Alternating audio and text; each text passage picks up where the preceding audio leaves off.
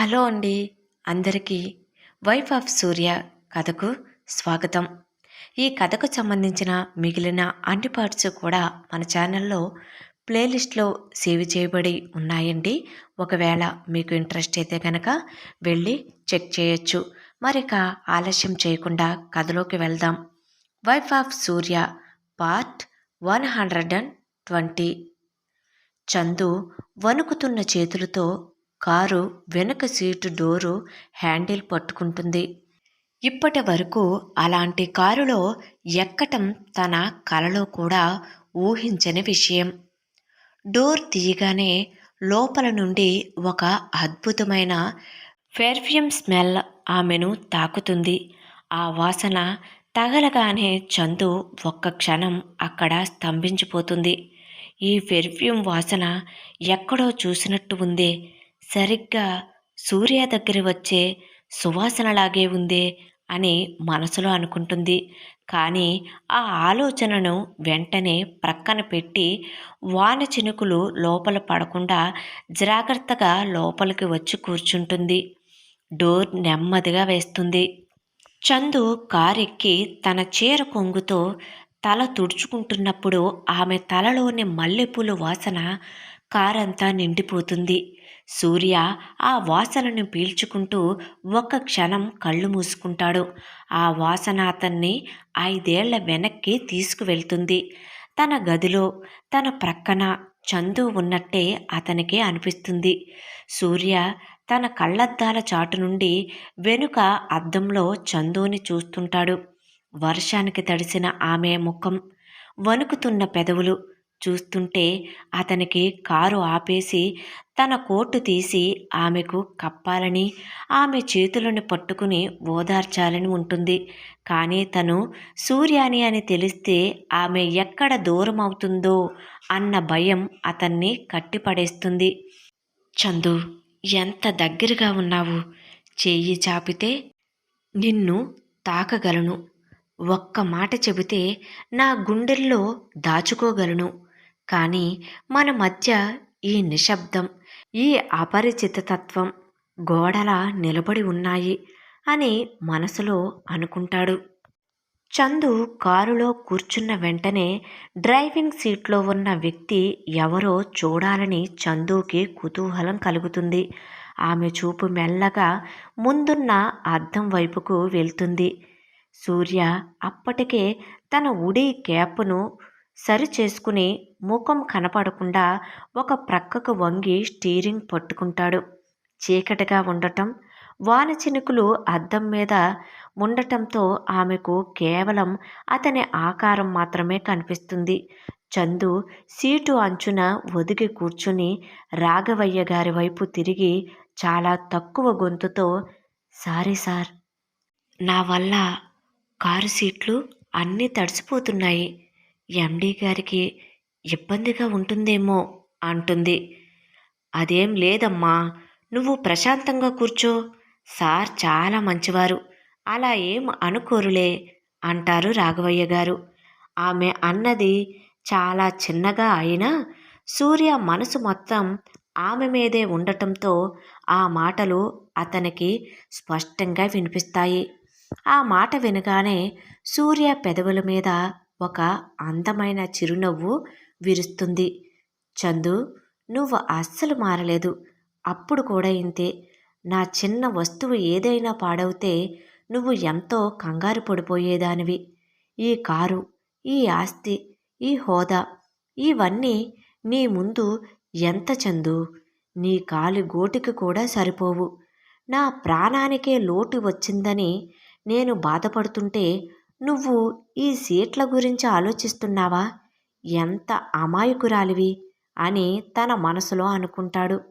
సూర్య కారును స్కూలు వైపు ఉన్న జంక్షన్ దగ్గర మలుపు తిప్పుతుండగా చందు మనసులో పిల్లలు వానలో తడిసిపోతున్నారేమో అన్న ఆందోళనతో కళ్ళు చికిలిస్తూ కిటికీలోంచి బయటకు చూస్తుంది.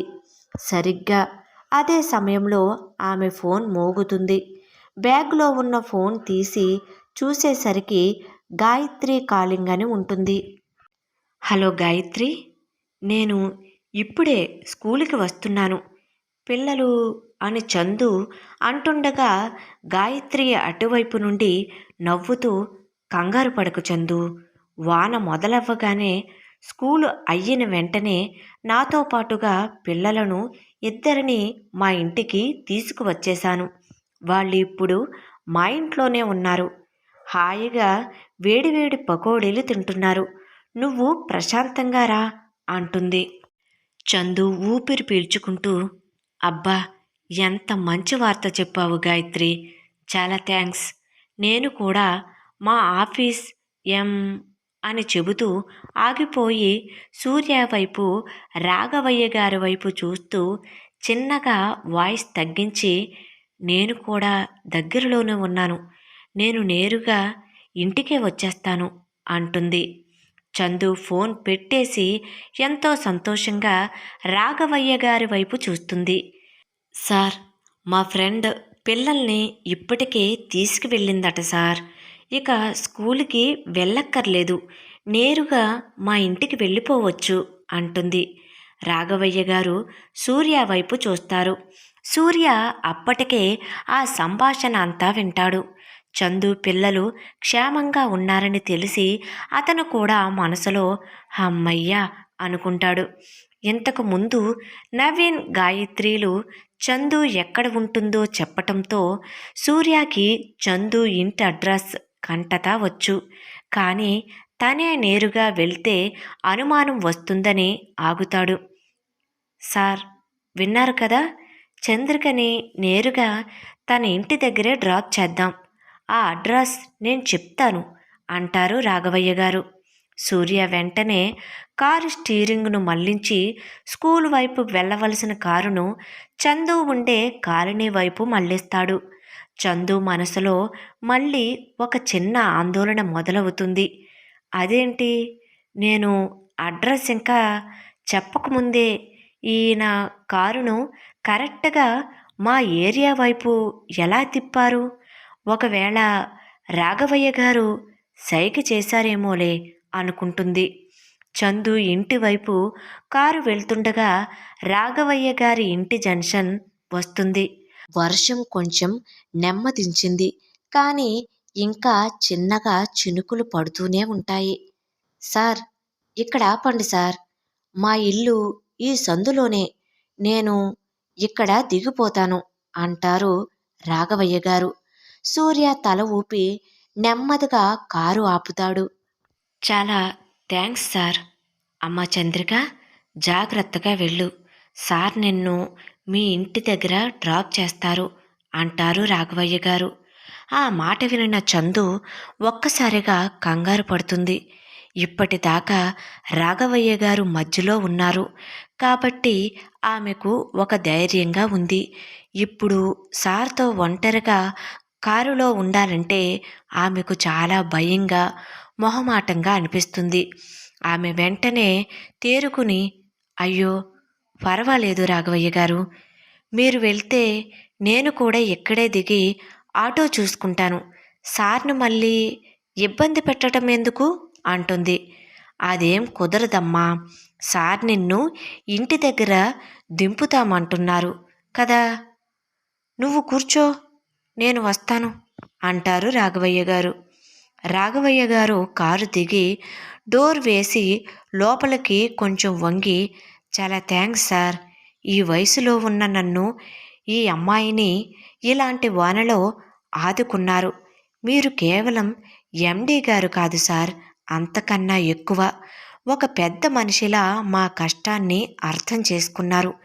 మీకు ఆ దేవుడు ఎప్పుడూ మంచే చెయ్యాలి సార్ అంటారు. సూర్య తన ఉడి క్యాప్ను ఇంకాస్త ముందుకు లాక్కుని తన ముఖం రాఘవయ్య గారికి కూడా పూర్తిగా కనిపించకుండా జాగ్రత్త పడతాడు. తన గొంతు చందుకి వినిపించకూడదని కేవలం గాలిలో కలిసిపోయేంత చాలా తక్కువ స్వరంతో, పర్వాలేదు రాఘవయ్య గారు, మీరు వెళ్ళండి, జాగ్రత్త అంటాడు. సూర్య గొంతు విన్న రాఘవయ్య గారికి అందులో ఏదో బరువు ఉన్నట్లు అనిపిస్తుంది. కానీ ఆయన దాన్ని వర్షం వల్ల వచ్చిన అలసట అనుకుని సరే సార్, గుడ్ నైట్ అని చెప్పి వెళ్ళిపోతాడు. రాఘవయ్య గారు వెళ్ళగానే కారు డోర్ మూసుకున్న శబ్దం ఆ నిశ్శబ్దంలో చాలా పెద్దగా వినిపిస్తుంది. సూర్య గ్లాస్ పైకెత్తేసి సెంట్రల్ లాక్ వేసేస్తాడు. ఆ శబ్దం వినగానే చందు గుండె లయ తప్పుతుంది. ఇప్పుడు కారులో ఉన్నది ఇద్దరే, సూర్య మరియు చందు. కారులో ఒక్కసారిగా ఒకలాంటి బరువైన నిశ్శబ్దం అలుముకుంటుంది. సూర్య అలాగే గాలిలో కలిసిపోయేలా కారును ముందుకు పోనిస్తుంటాడు. చందు గుండె చప్పుడు ఆమెకే వినబడుతూ ఉంటుంది. ఆమె మనసు మాత్రం కారు లోపల జరుగుతున్న వింతని గమనిస్తుంది. చందు తనలో తాను, ఈయనేంటి ఒక్కసారి కూడా అడ్రస్ అడగలేదు, రాఘవయ్య గారు కూడా చెప్పలేదు, అయినా సరే ఏ అనుమానం లేకుండా కారును మా ఇంటి వీధి వైపు గుండా కరెక్ట్గా మా ఏరియా వైపు ఎలా తీసుకువెళ్తున్నారు? ఒకవేళ పొరపాటున వెళ్తున్నారా, లేక తెలిసే కావాలని వెళ్తున్నారా అనుకుంటుంది.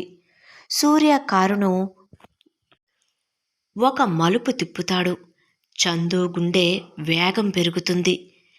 అది తన ఇంటికి వెళ్ళే ఆఖరి సందు. ఆమె నోరు తెరిచి సార్, మా ఇల్లు అని చెప్పబోతుంది. కానీ ఆమె మాట పూర్తి కాకముందే సూర్య కారు వేగాన్ని తగ్గించి సరిగ్గా చందు ఇంటి గేటు ముందే కారును నిశ్శబ్దంగా ఆపుతాడు. వాన ఇంకా కురుస్తూనే ఉంటుంది. చందు దిగటానికి సిద్ధపడుతూ, సార్, చాలా థ్యాంక్స్, అంతేకాకుండా బోనస్ ఇచ్చి మీరు మా కోసం చేసిన సాయానికి థ్యాంక్ యూ సార్ అంటుంది. కానీ సూర్య ఏమీ మాట్లాడకుండా స్టీరింగ్ మీద ఉన్న తన చేతిని వెనక్కి తీసుకుని చందు వైపు చూడకుండానే కారు డోర్ లాక్ రిలీజ్ చేయటానికి బటన్ నొక్కబోతాడు.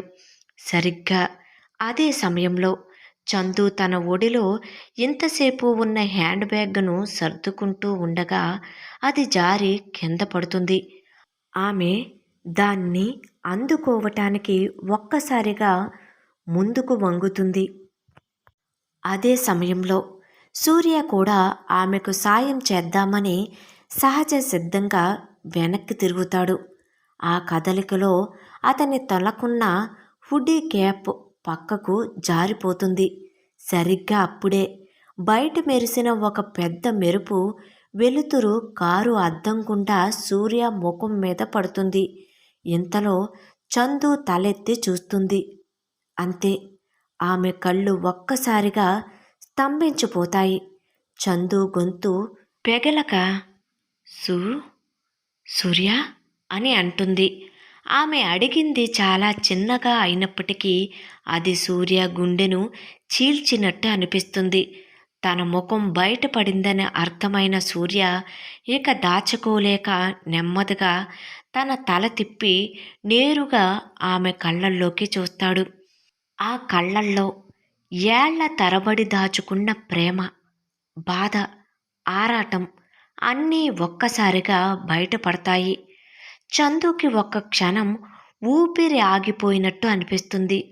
తను ఎన్నాళ్ళు తన గుండెల్లో పూడ్చిపెట్టుకున్న గతం ఇప్పుడు తన కళ్ళ ముందే ఒక రాజ్యానికి అధిపతిలా నిలబడి ఉంటుంది.